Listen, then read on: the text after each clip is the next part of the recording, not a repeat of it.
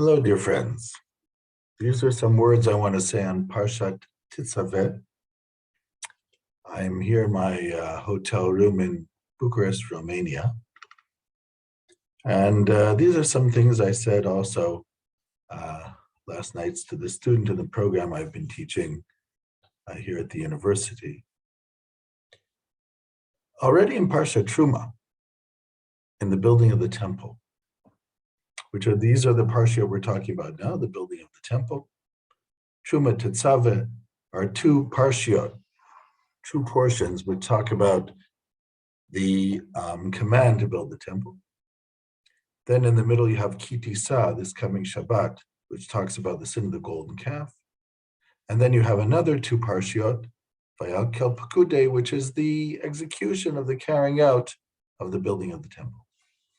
So I'll begin with the story, which was told by Rabbi Jonathan Sacks, of blessed memory, the former chief rabbi of Great Britain.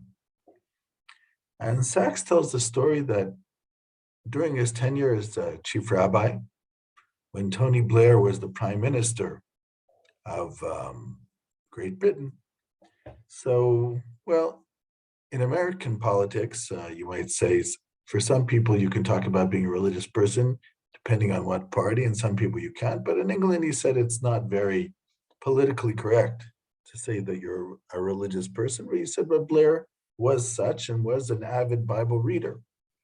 And one time he was at an event and Blair was there and came over to him and said, Rabbi Sacks, would you teach me your part of the Bible? So he said, it would be my honor. So they were studying together for a while on a weekly basis.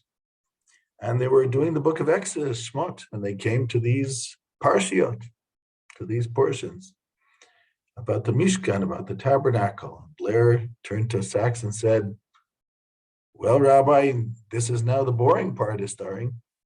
And Rabbi Sacks said, what do you mean by that? He says, well, it does go on, doesn't it? Because there's really a lot of it. Rabbi Sacks says, that is true. And then he thought for a while.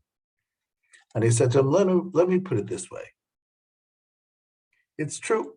If you look in Genesis, there are 31 verses in which the Torah describes God's creating the universe. On the other hand, if you read here in Exodus, there are 4 parshiot, and even a little bit more, about 4.5 parshiot, which is hundreds of verses describing how the people of Israel built the tabernacle, the sanctuary for God in the desert. Obviously, for the infinite God, to create a finite universe is relatively easy.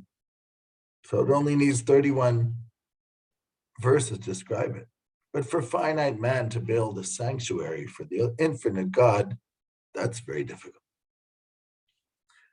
Well, Rabbi Sacks said after that, he said, I thought about it. And I said to myself, what else could be going on here? What else does it mean? And he said, well, maybe what it means is you have this nation, 12 tribes who just came out of slavery in Egypt. How do you build them together, the tribes, to become a nation? In order for that to happen, they need a united cause. And obviously, if they're going to work on the Mishkan and building this sanctuary for God together and be able to do it as a united cause, that will pull them together as a nation. That was his idea. And he also, after that, wrote a book, consequently, about that idea. I'd like to add something to that, though, what I think about the idea of the Mishkan. And the reason is because Rashi already points out that if you look, Rashi has this concept that the Torah is not written necessarily in chronological order. Ein mukdamu muchar b'Torah. So, for instance, you had parshat Yitro, which was talking about the Decalogue, where God said the 10 commandments to the Jewish people, the Israelite people. And then you had Mishpatim, where Moses commanded them the first laws. But then says Rashi, after Parshat Mishpatim, where it says that Moses went up to the mountain for 40 days, he came down and there was a sin of the golden calf, and only after that was the command to build the tabernacle. So in that case, the question is, why did the Torah wait until Ki Tisa, 2 parshiot later, to talk about the sin of the golden calf? In other words, if we look in Deuteronomy, in Vayetchanan, where also you have the Decalogue and God speaking to the people of Israel, right after that it mentions the sin of the golden calf. So why in Shmot is it not in the right place? Now you could say that they want to tell a nicer story and not right away mention what happened, that it happened right at that point because it doesn't look good. But in Devarim, Moses doesn't seem to have a problem mentioning it in that order. So then why was this changed? And what was the need then to build a sanctuary, to build a Mishkan right after the sin of the golden calf? Let me try to explain this.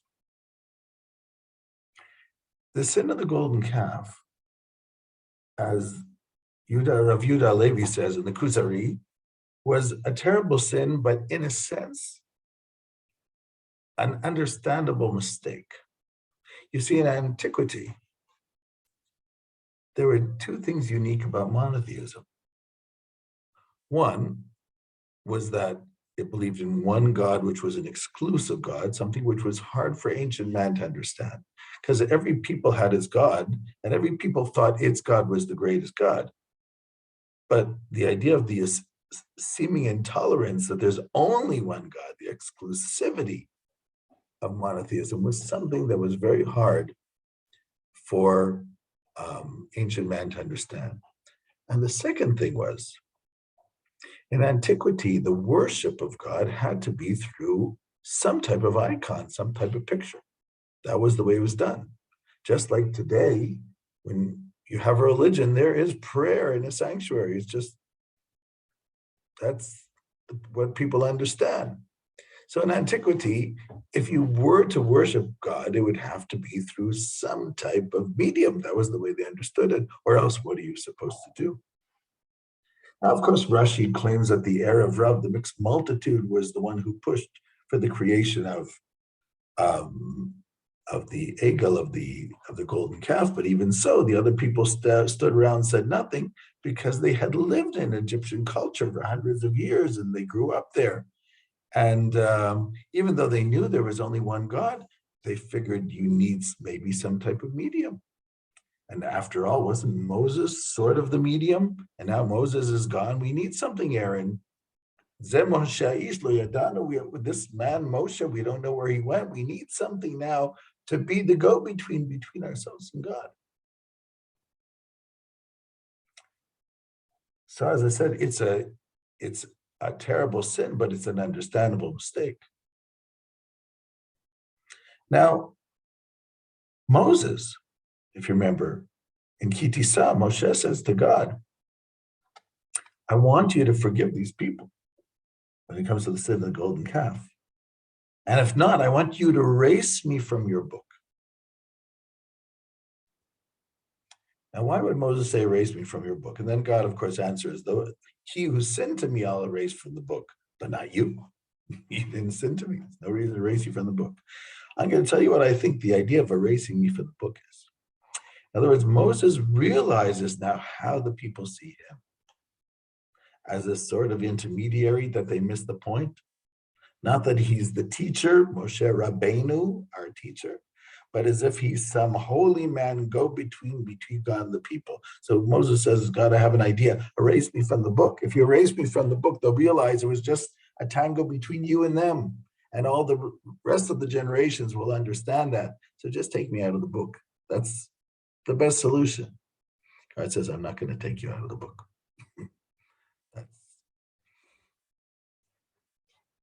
But there's another solution. And in Parshat Truma, in the beginning of the building of the tabernacle, what does it say of the Mishkan? Vasuli mikdash v'shachanti betocham. They shall make me a tabernacle, and I will dwell among them. It doesn't say I'll dwell in the tabernacle. I'll dwell among the people, meaning I will give them the possibility of direct relationship. They won't need you anymore. And in parshat tetzveh, it says the exact same thing. Because it says in parshat tetzveh also, in verse 45 of chapter 29, V'shachanti b'toch b'nei Yisrael, I shall dwell among the children of Israel. And by the way, even the Haftorah of parshat Truma, which is talking about when the first temple was built with Solomon, it also says, God says through the prophecy, I will dwell now among my people Israel. So in 3 places, you can't miss it. God says that they're building a temple so I can dwell among the people. Meaning, this is now a place that the people can get together as a people and relate directly to God, to realize that they don't need a mediator. And then they'll start to understand that it's a personal, direct relationship. But yes, it is true. If the people unite, it creates more of a possibility of having this relationship. But every individual as part of that collective also has the ability to relate, of course, because we're all created in the image of God and we all have a neshama, that inner soul. But there is a certain power when the people unite in this sanctuary. So this is the idea I'm trying to get forward, that the tabernacle was an attempt to educate the people that they don't need a mediator. And everything that was even done in the tabernacle was just to facilitate this and give hints of how to do this.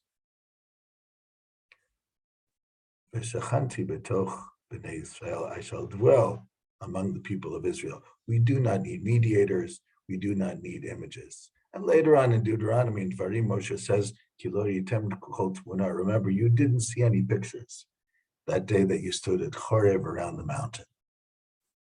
Shalom, shalom.